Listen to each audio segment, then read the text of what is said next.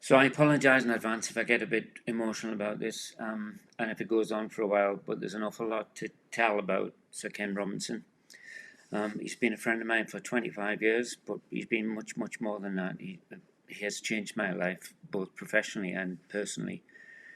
And of course, Twitter's been full of his achievements, as it rightly should. The man was an intellectual giant. But I just wanted to put on record that he was also the kindest man you could ever wish to meet, and did so many things for me and for so many other people.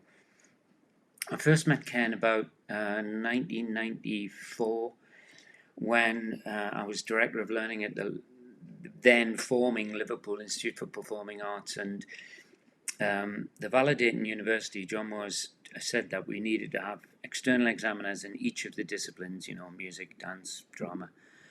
But we also needed a coordinating chief external examiner.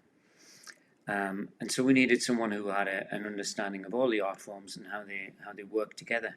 And so for me, there was only one person who could ever do that job, and that was Ken. And we got in touch with him, and he graciously said yes.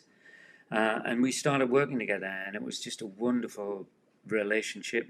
At that point, he was at Warwick University, but he was already starting to be recognised beyond that. And the All Our Futures initiative that he led was just starting to happen.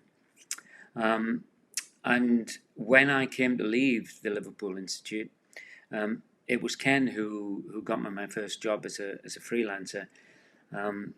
He asked me to go over to Seattle with him for a weekend at Microsoft's founder Paul Allen, who was then setting up a school, and he got me.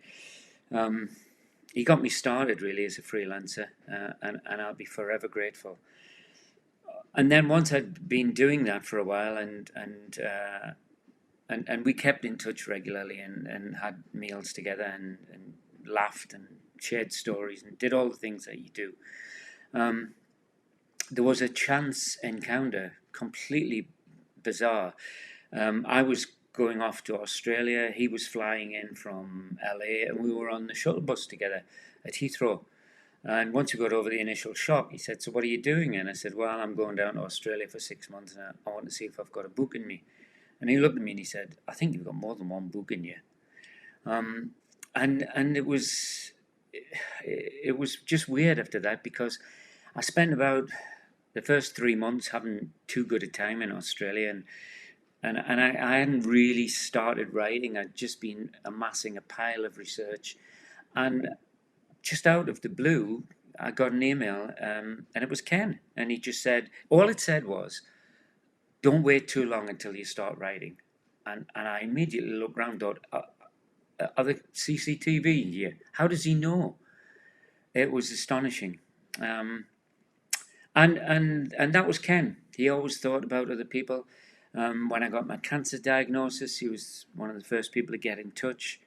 He never refused a request. So when I did the Education Forward initiative, I asked if he wouldn't mind putting a short video together, which of course he did. When my book finally came out open, I asked if he wouldn't mind doing an endorsement, which of course he did. And my new book, which is coming out on Friday, I was hoping that he'd be able to do an endorsement, but of course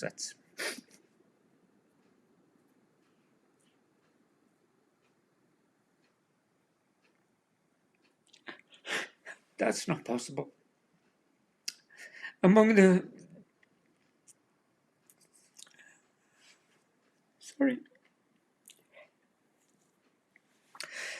many quotes that have been on Twitter, the most resonating one for me was the person who said, "What you do for yourself dies with you, but what you do for others lives on forever." And I just wanted to say that amongst all of his incredible achievements as an intellectual, as a writer, as an author, and just the best keynote speaker you could ever wish to hear, Ken was just a fantastic family man and a great friend.